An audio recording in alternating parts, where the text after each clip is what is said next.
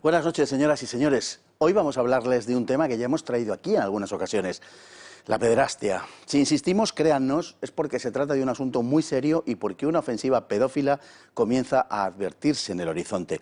Hay poderosas fuerzas interesadas en que este tipo de prácticas sean aceptadas por una sociedad envenenada que ha perdido la noción del bien y del mal y a la que se ha acostumbrado a creer que la satisfacción de sus últimas superfluidades es el fin del ser humano en este mundo. Nos precipitamos en un abismo de aberración ahora hacia la pederastia. Durante décadas hemos empedrado el camino y ahora estamos cerca de la meta. No nos debería extrañar tanto. Lo que vamos a enseñarles, estoy seguro, les va a sorprender.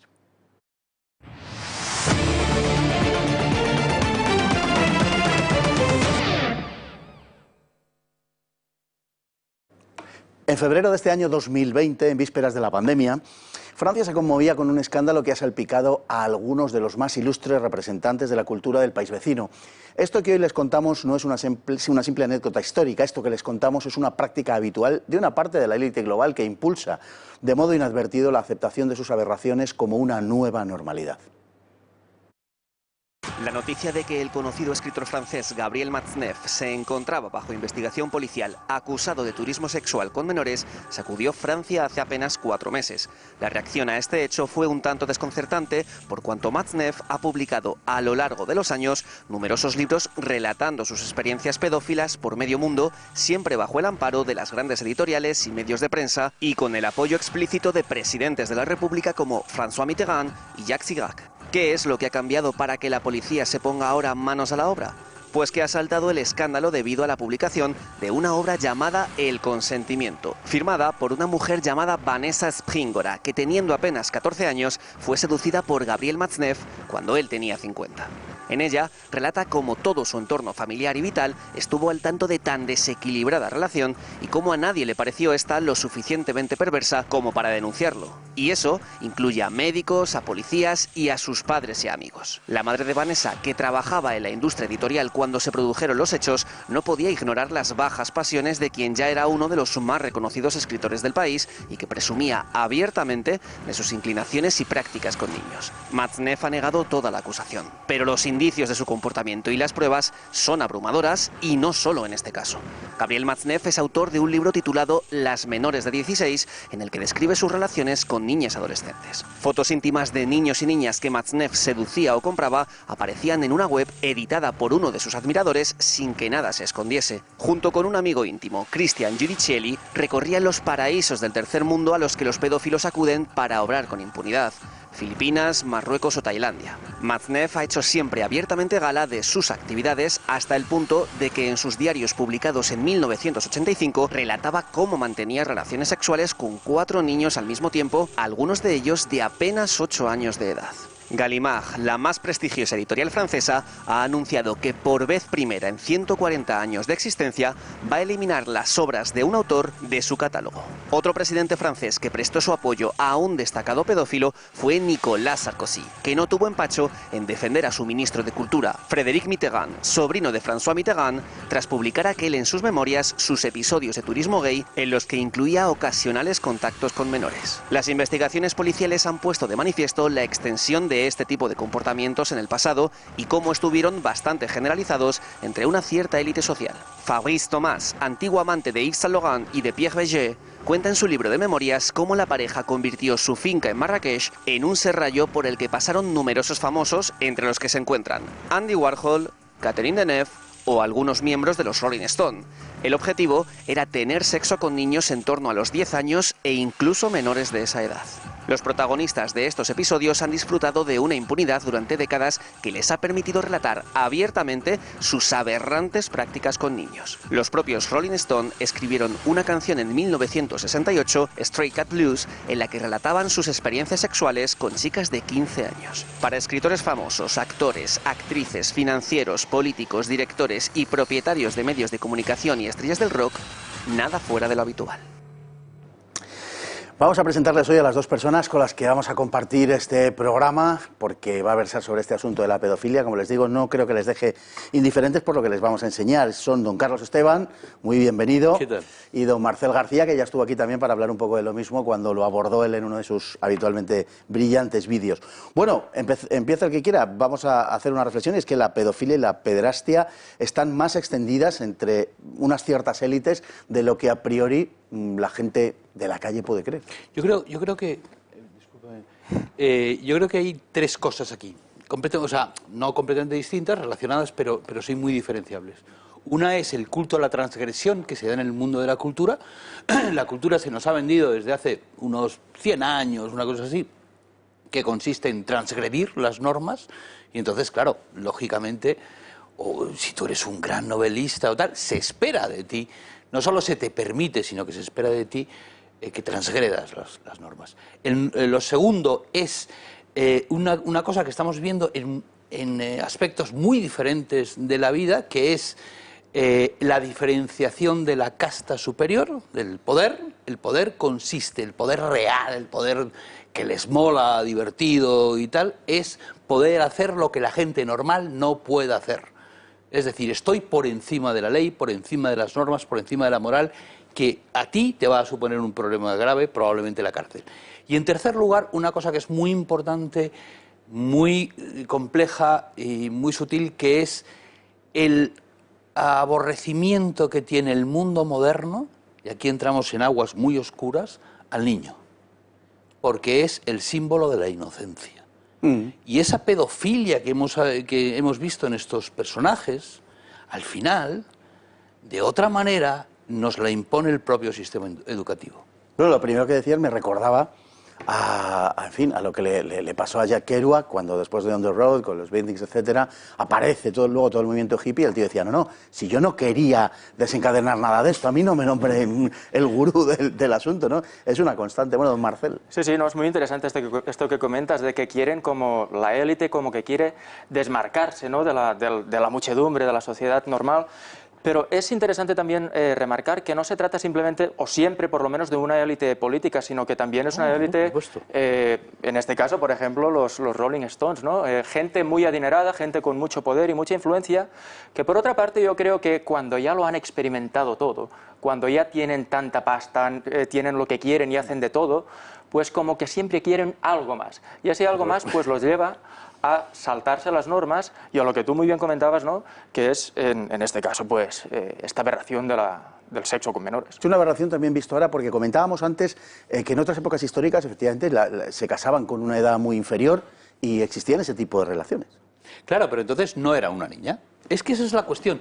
Es decir, tú vas a decir, oye, no, pero es que en la época, yo qué sé, tal, pues evidentemente la naturaleza prepara a la mujer pues a los 12 o 13 años, cuando tiene la primera regla, para que, evidentemente, para que pueda ser madre.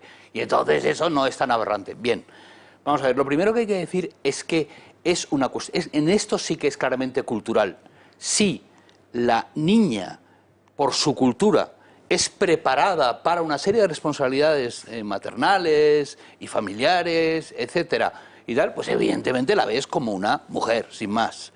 Pero si está en su casa, si no puede beber, no puede fumar, no puede votar, no puede tomar ningún tipo de responsabilidad, cualquier cosa que haga es el padre el que paga y no ella. Es decir, es a todos los efectos infantil, una niña, y si te fijas en ella, te fijas por esa razón. Esa es la cuestión de la pedofilia. No es cuestión de una edad concreta biológicamente considerada, sino es cuestión de una función, por así decir. Sí, yo estoy completamente de acuerdo. Es decir, las niñas muchas veces a partir de los 10 u 11 ya empiezan a ovular y demás. Lo que pasa es que su maduración cerebral tampoco es a estas edades la misma que tiene pues una mujercita o una mujer ya, ¿no? Entonces, bueno, pues es verdad lo que dice Carlos, creo yo, en el sentido de que la cultura también tiene mucho que ver en esto. Y hemos visto, pues como antiguamente, pues quizás era como más normal, ahora parece que cada vez más vuelve a ser más normal. Hemos visto también los países musulmanes, en ciertos países como Arabia Saudí o Sudán, fundamentalistas islámicos, pues ahí siguen teniendo matrimonios con mujeres muy jovencitas también. Es como cuando oyes niños, a Podemos decir, bajar la edad del voto a los 16 años. Genial. Pero si tienes la responsabilidad de elegir el gobierno de tu país, permite que también trabajen a esa edad. Por ejemplo, que la gente de las empresas contraten de forma normal a una persona que al final, después de todo, vota. Ese es el sentido. Es decir, en otras civilizaciones un tío de 16 años está en combate. ¿Sabes? Claro, evidentemente. Entonces, esa es la cuestión. La cuestión es una cuestión de función, de mentalidad, de papel. Pero y sin remontarnos tan lejos, yendo, digamos, a épocas que puedan ser comparables a la nuestra, porque culturalmente sean homologables, digamos, los últimos, qué sé yo, 100 años, 140 años, o siglo y medio. ¿Ahora tenemos más conciencia, digamos, de la pederastia que existe porque hay más medios para conocerla y tal, o ha aumentado verdaderamente en las últimas décadas la pederastia? Yo creo que ha aumentado en la élite, como hablábamos antes. O sea, creo, y aquí sé que me arriesgo mucho y que no puedo probarlo, creo que hay una especie de rito de paso en eso. Es decir, hay una especie de selección. Yo me temo muchísimo que hay un interés especial en la perversión de menores. Pero no también es aumenta... meramente el sexo con menores, es pervertirlos. Pero también aumentan redes. Yo creo que, por una parte, ahora hay cada vez más, principalmente porque estamos en una sociedad muy hipersexualizada, donde hay muchísima propaganda, todo Hollywood, las series, las películas, todos los medios de comunicación, estamos constantemente siendo bombardeados con propaganda sexual. ¿Puede esto tener algún tipo de impacto en esto? Tendría que hacerse estudios y demás. Es complicado, pero yo creo que sí. Y después también pasa una cosa, y es lo que tú comentas, ¿no? Los pedófilos, los pederastas, ahora tienen más facilidad de movimiento, tienen más medios para comunicarse. Y también, como estamos en la época de las libertades, pues parece que no se están encontrando con una gran resistencia o con un gran rechazo social, sino que casi todo lo contrario. Carlos, al hilo de lo que ha dicho Marcel, ¿es posible que también el aumento de la pederastia tenga que ver con que en un contexto hipersexualizado se necesitan nuevas formas de estimulación porque el sexo habitual ya no produce los efectos que producía hace unas décadas? Vamos a ver, es evidente que sí, en un sentido, lo estamos viendo, pero es que es la pedofilia, es decir, no es, aunque también se están intentando, no es la necrofilia, el bestialismo, el incesto, que también se está abriendo bastante, sobre todo porque claro, es decir, con una cantidad de divorcios tan brutales, pues claro, no ves a tu hijo, tu padre o tu madre, pues a lo mejor en toda tu vida, y de repente lo encuentras y te parece muy atractivo. Es decir, cosas así de tremendas. O la fecundación in vitro, que tú no sabes quién es, que a lo mejor estás con un señor y ese señor es tu padre o tu hermano. Entonces, yo creo que no es solamente ese probar constantes cosas que nos viene desde el 68, desde la revolución sexual, sino es algo un poquito más específico, es ir a por la inocencia, es decir, una persona, cualquier persona, debe estar ya condicionada, sexualizada desde muy pequeño, porque así es mucho más fácilmente manipulable. Bueno, hace ya algunos años que ha empezado a deslizarse la idea de que hay que separar pedofilia de pederastia. La primera sería una inclinación natural del individuo, inevitable y por tanto aceptable como cualquier otra. Del mismo modo que nadie elige ser heterosexual o homosexual, dice el discurso, nadie tampoco elige ser pedófilo. El proceso ya ha comenzado, como siempre, en estos casos observamos su conocido despliegue con una cierta incredulidad. Primero se humaniza al pedófilo, le ponemos un nombre. Se trata de alguien que podría ser su vecino, un familiar, un amigo, es alguien además joven, estudia y hace deporte como tantos otros, ya nos va cayendo simpático. Además, el pedófilo sufre por su condición, sobre todo sufre. Pero, ¿cuál es la causa? ¿Acaso la conciencia de que su inclinación es reprobable? En absoluto. Sufre porque usted o yo le rechazamos en función precisamente de esa inclinación. Le acabamos de convertir en una víctima y eso es esencial, porque la nuestra no es una época que demande santos ni héroes, es una época que admira a las víctimas. Y todos los procesos de imposición del catecismo progre han empezado siempre igual, por la victimización. Desde la memoria histórica hasta el matrimonio homosexual, la receta es siempre la misma, victimización. Vamos a ver un ejemplo paradigmático de por dónde van los tiros. Let me tell you about Jonas. Jonas is 19 years old. He studies law in Munich. In his spare time, he likes to play soccer. Jonas has a secret which he thinks he cannot share with anyone, not even with his best friend or with his parents. He's just too afraid of anger, rejection, and repulsion. Jonas knows that he has to suppress his sexual drive for his entire life.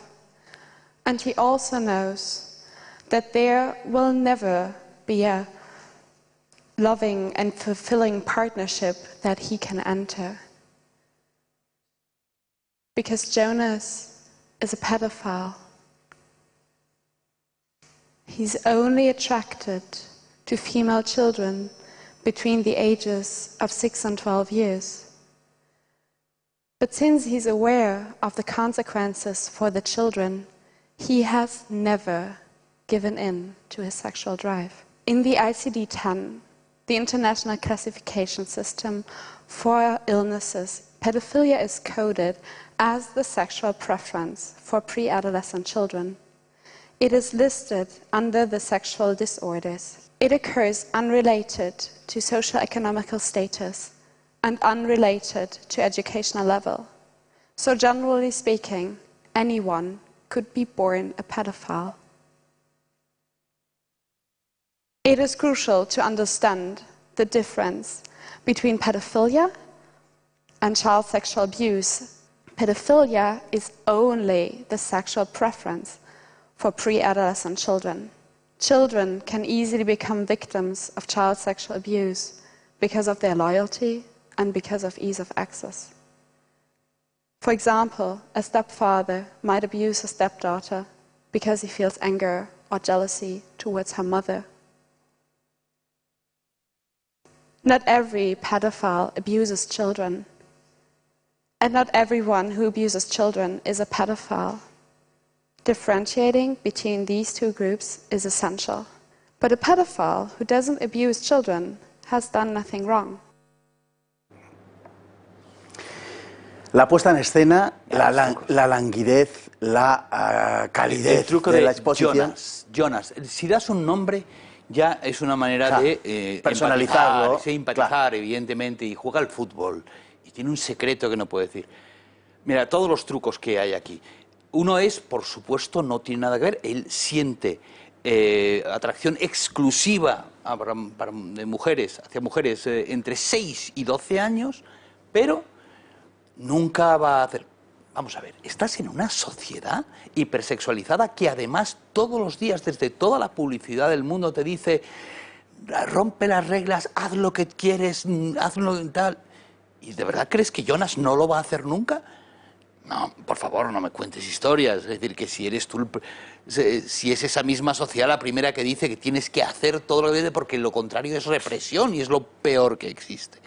En segundo lugar, vamos a suponer que ese Jonas efectivamente tiene ese impulso, que le encantan las niñas pequeñitas y tal. Y entonces lo ponen como, como es un impulso que él siente, pero no... ¿Por qué no pones eso con algo que la modernidad realmente odie? No, yo es que racismo es una enfermedad. Yo es que no puedo en negro y me pongo de lo... ¿A que no lo hacen?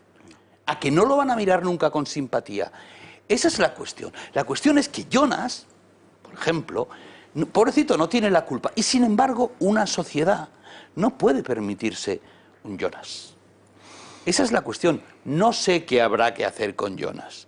Pero desde luego, Jonas tiene que ser el primero en entender que si es conocida su inclinación, haya un rechazo entre sus vecinos. Porque para sus vecinos, antes que Jonas, está su hija. Lo que pasa, Marcel, es que si él no es culpable de su inclinación, no se le puede castigar.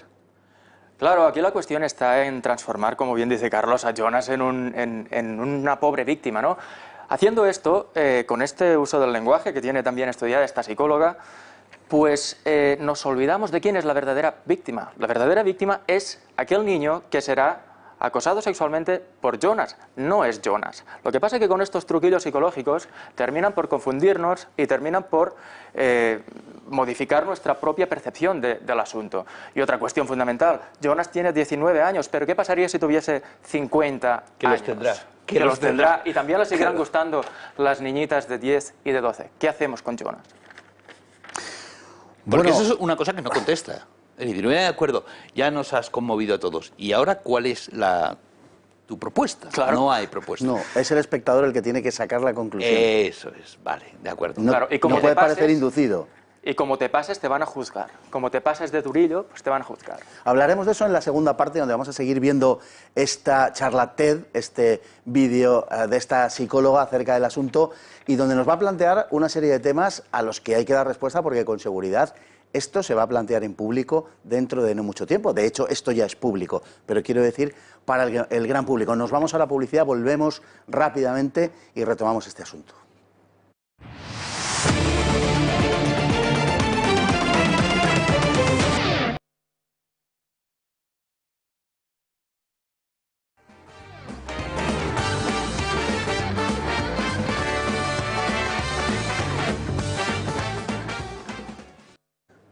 Ya de vuelta de publicidad, ya hemos comentado en otras ocasiones cómo están comenzando a organizarse con una cierta eficacia y cómo cuentan con el apoyo de sectores poderosos que poco a poco van haciendo todo esto mucho más explícito. Se están extendiendo por la red, una muestra de que también se están extendiendo por la sociedad. Se denominan MAP, que se corresponde con las siglas en inglés de persona atraída por menores. Forman parte de un movimiento internacional que trata de que la sociedad vea como natural la atracción por personas menores de edad. Insisten en que sus propósitos no incluyen tener relaciones reales, sino solo poder expresar esa atracción. La sociedad debería aceptar nuestra orientación sexual, dicen los pedófilos de MAP. Puedes tener 40 años y sentir atracción por una niña de 12 mientras no cometas delitos. Puedes estar en completa libertad y expresarte como dicte tu corazón. Aunque es poco conocido a nivel popular, son una realidad. Tienen incluso una bandera, rosa, azul, blanca y amarilla, que se asemeja a la bandera LGTBI. De hecho, sabedores de la determinante influencia del lobby gay, uno de sus objetivos es ser admitidos como parte de este colectivo. Pero para eso su orientación sexual primero debe ser excluida de la lista de trastornos sexuales de la OMS. Tiene su propia celebración, el Día Internacional del Orgullo Pedófilo, que durante 20 años se ha ido celebrando en una cierta semiclandestinidad el 24 de junio. Surgió en Estados Unidos en el año de 1998 con el nombre de International Boy Love Day o Día Internacional del Amor a los Chicos. Actúan en el marco de las redes sociales conocidas con una cierta impunidad, utilizando esas siglas de MAP y también las de MOP, Movimiento de Orgullo Pedófilo. Aunque pretenden estar al margen de la pederastia y sostienen una especie de explicación platónica de su interés por los menores, las investigaciones ponen de relieve lo que por supuesto no es más que un burdo recurso argumental. Numerosísimos miembros de estas redes pedófilas son, por supuesto, pederastas.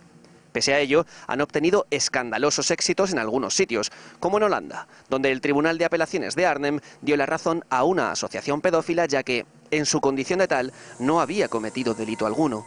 Al tribunal no le parecieron suficientes las pruebas de que varios miembros de la asociación tenían antecedentes por abuso sexual a niños, porque lo que exponía la web en sí no era constitutivo de delito. Dicha asociación contaba con un presidente condenado a 3 años de prisión por posesión de pornografía infantil, y los jueces habían encontrado que la asociación trivializaba los peligros del contacto sexual con niños pequeños. La actitud desdeñosa hacia estos temas en muchos países ha hecho crecer el tráfico de pedofilia en Internet. Los abusos infantiles que se comparten en estas redes crecen de año en año. El tráfico de pornografía infantil se ha incrementado en todo el mundo durante las semanas de la pandemia de COVID-19 y el contenido de la misma es cada vez más escabroso. En España, la actividad se habría multiplicado por 6 durante estos últimos 3 meses. Por su parte, la policía alemana anunció hace una semana que estaba investigando a unas 30.000 personas sospechosas de actividades pedófilas en Internet. La magnitud de la investigación ha impresionado a la propia policía y a las autoridades. No me esperaba ni de lejos la envergadura de los abusos a niños en Internet, afirmó en una rueda de prensa Peter Weizenbach, ministro de Justicia de la región de Renania del Norte-Westfalia, donde estalló el caso a finales del año pasado. Los pederastas se informan entre ellos acerca de cómo burlar la vigilancia o las sospechas de los padres de los niños y utilizan recursos informáticos cada vez más sofisticados. El material que ponen en circulación, generalmente, lo obtienen de su propio entorno. Sus actuaciones para conseguir engañar a niños pequeños o adolescentes obedecen a ciertos patrones que les permiten desaparecer una vez conseguido su objetivo. La verdad es que la pedofilia se está extendiendo por la red, lo que es síntoma inequívoco de que lo está haciendo por la sociedad. Y hay más que indicios de que podríamos estar asistiendo al despegue de su normalización. Bueno, ya están organizados. Sí, sí, están organizados, tienen NAMBLA, por ejemplo, que es su principal organización, que tienen ahí su página web y hace un montón ya de años, que en los 70 ya estaban movilizándose y tal. Ellos quieren que la pedofilia sea reconocida una orientación sexual normal.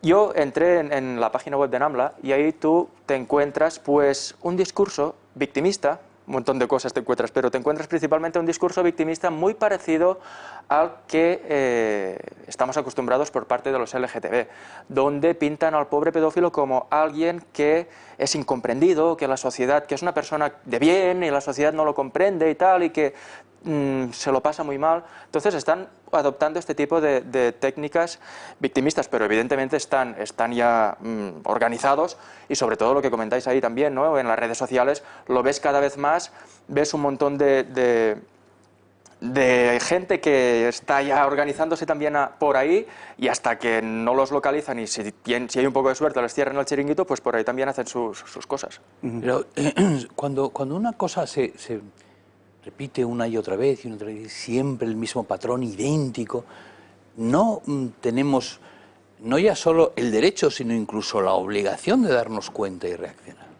Es decir, si esta película ya la hemos visto un montón de veces. El primero, la historieta tal, no sé qué, y al final la ley. Vamos a ver. Volver a Jonas, ¿vale? Es decir, porque tenemos al pedófilo que nos pueden conseguir que nos dé una pena tremenda, ¿vale? Pobre hombre que tiene una atracción brutal a niñas de 6 años. Perfecto, ¿qué pena me da? Me da una pena horrible y letal. Pero yo no puedo poner en peligro a mi hija, que me importa no solo me importa mucho más que ese Jonas, sino que si yo rompo esa protección, además de victimizar mucho más y de verdad a mi hija, además de eso estoy destrozando la sociedad. Todo lo que le queda de vida a mi hija y todo el entorno que va a permitir ese abuso. Porque no podemos dejar de llamarlo abuso, porque evidentemente las relaciones sexuales con menores es abuso. Es algo que destruye la psique del menor. Entonces, sea o no inocente, me va a dar igual. Es lo que no entiendo, de qué es lo que nos quieren. Que exactamente, vale, lo ponemos como atracción de la que no tiene la culpa. Me da igual. Es que yo me tengo que defender de eso. Si tú vienes hacia mí con un hacha, sentiré muchísimo que es que se te ha cruzado un cable. Me tengo que defender, ya, porque no quiero morir. Pero lo que quieren decir ahí es que en la medida en la que se produzca un efecto represivo o que se produzca una actitud represiva desde el poder, desde la sociedad contra los pedófilos, en la medida en la que eso suceda, acabará desembocando en una pederastia. Es lo que te quieren decir. Evidentemente, claro, por eso la cleptomanía es falso. Claro, por eso, que no puedes reprimir el robo, porque es que si no, entonces van a atracar más bancos. Eso es absurdo y lo sabemos. Sí, todo el derecho penal se basa en lo contrario. Reprime algo y la gente no lo hará. Está clarísimo. Es decir, que además vemos cuando se abre una puerta y no hay una reducción, hay una ampliación. Eso es evidente. Ha crecido mucho la pedofilia en Internet. La pregunta es si eso se corresponde con un crecimiento general de esa pedofilia y esa pederastia, o si es que Internet se ha convertido en el canal en el que los pederastias y los pedófilos se encuentran y, por tanto, realmente no habría crecido excesivamente, sino que solamente se habría producido una concentración. Es complicado responder eso. España es uno de los países que tiene más tráfico. España, México y Estados Unidos en el mundo son los 3 países con mayor tráfico de este tipo de archivos. Es complicado de saber si realmente se trata de que ha crecido y de que cada vez hay más pedófilos y más pederastas, o si simplemente pues se organizan a través de las redes sociales. Lo que está claro es que a través de las redes sociales, yo hice un vídeo hablando de ello, de lo que vi en Facebook, ahí encuentras de todo y pueden tener grupos ahí durante años haciendo este tipo de contenido, distribuyéndoselo y tal, y invitando a grupos privados de Telegram y toda esta historia que yo ya conté y comentamos aquí un día. Y evidentemente pues hay una cantidad enorme que nosotros cuesta a veces saber la cantidad de gente que es, pero es muchísima. Todo parece indicar que tienen apoyos de sectores importantes, de sectores de poder. Eso es lo que dejé para tercer lugar. Es decir, lo que da la sensación con varios escándalos y rumores de escándalos es que la pedofilia, parece estar muy conectada a determinada casta superior, a la élite. Hemos visto, por ejemplo, acaban de detener a Ghislaine Maxwell, Sí. a la que ya están prácticamente preparándonos para saber que va a morir de COVID o a suicidarse, algo así, ¿no? Quiero decir, de cajones con Jeffrey Epstein. Y tenemos la lista de todos los que volaron en el Lolita Express, el célebre avión privado de Epstein, a la isla de Epstein, en la que no se hacía otra cosa que, bueno, estar en un sitio libre de autoridades en las que podías violar indefinidamente a niños. Básicamente era eso, es decir, pues masajes con 27.000 niños, tal, no sé cuántos. Pero en general era eso, es decir, estabas en libertad y un montón de niños de los que podías abusar tranquilamente. Todos los de la lista son tremendamente importantes. Es decir, y ya no estamos hablando, como decía Marcel antes, no es una élite política solamente, es élite financiera, es una élite cultural, son actores, productores, banqueros, gente guapa, ¿vale? También tuvimos ese mini escándalo que se tapó, que era el Pizzagate, durante la campaña de Hillary Clinton. Y bueno, lo que vemos es eso, que hay una especie de tendencia a jugar con fuego en el mejorcísimo de los casos, por parte de esta élite que se siente por encima del bien y del mal. Digamos, un primer paso es separar la pedofilia de la pederastia. Esto tiene que quedar absolutamente claro e impreso en la mente de todos. Vamos a continuar viendo el vídeo donde lo habíamos dejado, el vídeo de la charla TED que habíamos estado viendo con anterioridad. Lo vemos en un momento. Me dicen que todavía no está. Bueno, vamos a ver. La separación de pederastia y pedofilia es falsa. Es decir, porque la pedofilia es la puerta de entrada a la pederastia. No quiero hacer menciones muy concretas, pero ya lo hemos vivido antes. Esto de, primero es, hombre, si simplemente es una atracción, pero que no se llega a consumar, se consuma, pero no es para tanto, y al final tienes que aplaudirles, bueno, lo hemos vivido ya antes. O sea, lo que se llama la cuesta abajo resbaladiza, no solo no es una falacia, sino que es que va a misa, absolutamente.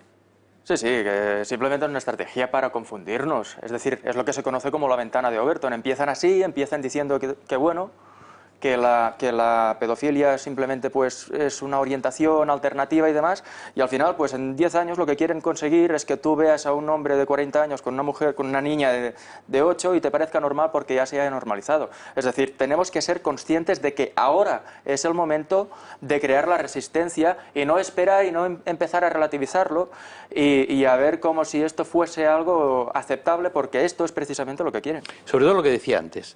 Bien, me creeré vuestro argumento cuando lo apliquéis a cosas que a vosotros os repugnan. Que apliquéis que, oye, que esta persona tiene ese sentimiento, esa atracción, no lo puede confesar a nadie, pero él es víctima de esa atracción que a él mismo no le parece bien. Cuando lo vea, os creeré. Cuando lo vea, y cuando no vea 27 veces repetido exactamente el mismo patrón, que es que nos habéis colado todos. Pero, Carlos, es que tú partes de la base de que ellos todavía tienen algún tipo de respeto por cosas como la razón.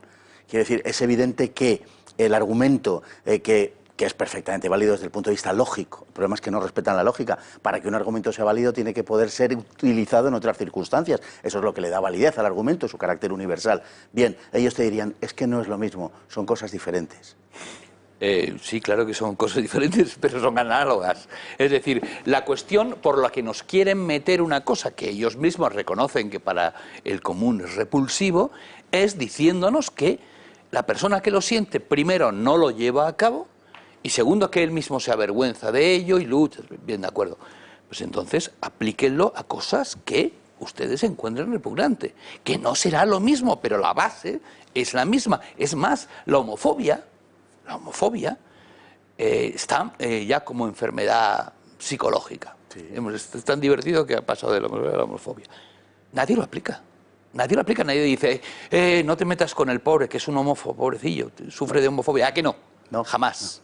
Bien. No es esa la reacción habitual. Eso es, porque lo han convertido en enfermedad solamente para estigmatizarla, claro. execrarla, pero no para utilizarla como enfermedad. Pues vamos a ver este paso con el que nos quieren distraer acerca de esa separación de la pedofilia y la pederastia. Y vamos a ver cómo dar un pasito más allá. No solo el pedófilo no es culpable de su inclinación, sino que si desemboca en la pederastia, ello se deberá a que la sociedad le ha excluido. La sociedad es culpable. ¿Les suena el argumento? Vamos a verlo. According to current research, pedophilia is an unchangeable sexual orientation, just like, for example, heterosexuality. No one chooses to be a pedophile. We can make a difference for Jonas. We, as a society, can be there for him. At the moment, we live in a world that already excludes pedophiles because of their preference alone. Someone who's lonely and excluded from society has little to lose and is at much higher risk to commit a crime, like, for example, child sexual abuse. We can make Jonas feel that he stays a valuable member of our society, although he's a pedophile. Right now, most of us feel discomfort when we think about this scenario. And most of us feel discomfort when we think about pedophiles. But just like pedophiles, we are not responsible for our feelings. We do not choose them. But we are responsible for our actions. And we must make a decision. It is in our responsibility to reflect and to overcome our negative feelings about pedophiles and to treat them with the same respect we treat other people with. Así que si el pedófilo pasa al estadio de pederastia, ello se debe a la exclusión a la que es sometido. No solamente el pedófilo pederasta está exonerado de toda responsabilidad, sino que la culpa, que lo sepan ustedes, la culpa es vuestra. No, vamos a ver. Hay un factor que se llama el gag factor, que es cuando algo te da absoluto Arcadas. asco, ¿vale? Que es una cosa que la naturaleza nos lo pone para ayudarnos a sobrevivir. Es decir, que nosotros comemos algo y nos da mucho asco, es que probablemente no sea bueno para nosotros. Y eso también se traduce en el plano de acciones, de comportamientos, de imágenes, etcétera, etcétera. Si nos repugna, es decir, esta señorita hablaba de si superamos, es que no tenemos por qué superarlo, porque ese disgusto que sentimos ante el pedófilo es algo bueno, es algo que nos ha ayudado a llegar hasta donde estamos. Es una defensa. No tenemos que decir, lo siento mucho por Jonas, pero a mí, ¿por qué me va a importar más Jonas que mi hija? Esa es la cuestión. Es que cuando es una cuestión de o esto o lo otro, es decir, o Jonas tiene lo que quiere, y luego otra cosa de recientes investigaciones, venga hombre, por favor, que nos han tomado el pelo tantas veces y se han equivocado tantísimo y de una manera tan flagrante que deberían ponerse colorados cada vez que dijeran bueno, esa vamos cosa. a ver. Eso en primer lugar. En segundo lugar, que dice una cosa que es la contraria de lo que vemos constantemente. Tú reprimes de una manera dura y implacable, es decir, que no te dejas a nadie fuera. Y la gente deja de hacer lo que sea, ¿vale? Morderse las uñas. Sí, Empiezas a ahorcar a gente que se muerde las uñas y la gente se deja de morder las uñas. Oye, es automático. Bueno, porque los incentivos funcionan. Pero aquí hay una cuestión que... Y no estoy hablando de ahorcar a los que se... El foco se ha puesto sobre Jonas. Esta es la cuestión. Este es el primer truco. No debemos aumentar su sufrimiento discriminándole, ¿no? El pedófilo nos dice no puede dominar sus sentimientos hacia los niños, pero nosotros sí debemos dominar nuestros sentimientos hacia él. Es una cosa curiosa, ¿no, Marcel? Esto es un truco psicológico de lo que decíamos antes. Ellos pero muy ponen burdo, muy burdo. como víctimas al pedófilo y nadie habla del niño, que es la víctima real. Cualquier sociedad inteligente y civilizada se dedica a proteger al más débil. En este caso, el más débil es el niño. Y después hay una cosa que es una falacia, esto de que todos tenemos que ser integrados, de que todos somos iguales y de que muchos trastornos mentales son constructos sociales. Todo esto son falacias y son mentiras. Hay un montón de gente que está aislada por tener trastornos mentales como la pedofilia y es bueno para la sociedad de que esto pase. Lo que pasa es que bueno, están utilizando estas estrategias para confundir a la gente. Bueno, la señorita que habla, que es lo más cerca que he visto de una charlatez del mal absoluto, por cierto, tengo que decirlo, sabedora de la opinión prevaleciente en la sala y sabedora de que hay una corriente de asco entre quienes está escuchando, se pone en la posición del oyente también y dice compartir su asco inicial, pero les ofrece su propio ejemplo para que ellos sean capaces de superarlo. No, no va a funcionar. Es que no, eso es lo que yo creo, que llega un momento en que no va a funcionar. Es decir, tú puedes ser intentar ser muy abierto y tal, pero salvo que sea muy, muy pervertido, y digamos que la masa no lo está a ese nivel, tú puedes incluso alegar que tienes un impulso absolutamente irracional y del que eres mera víctima de liarte a tiros contra el tipo que abusa de tu hija. Teóricamente podríamos incluso buscarle un nombre y ponerlo entre las enfermedades psicológicas. Es el impulso de liarte a tiros con el tipo que abusa de tu hija, ¿no? Bueno, es una solución, no le diré yo que no. Bueno, hasta aquí hemos llegado, creo que ha sido muy interesante y que además, por supuesto, lo principal, sus opiniones y esa charla que hemos tenido ocasión de asistir, que nos ha dejado a todos un poco estupefactos. Pero en fin, tratamos de ponernos la vacuna, esta sí, tratamos de ponernos la vacuna para que cuando llegue el día, pues seamos capaces de saber a qué nos enfrentamos. Y nos vamos hoy con la frase del día, que dice así, muy brevemente: los niños no deberían ver ni oír nada que no puedan comprender. José Martí, muy buenas noches.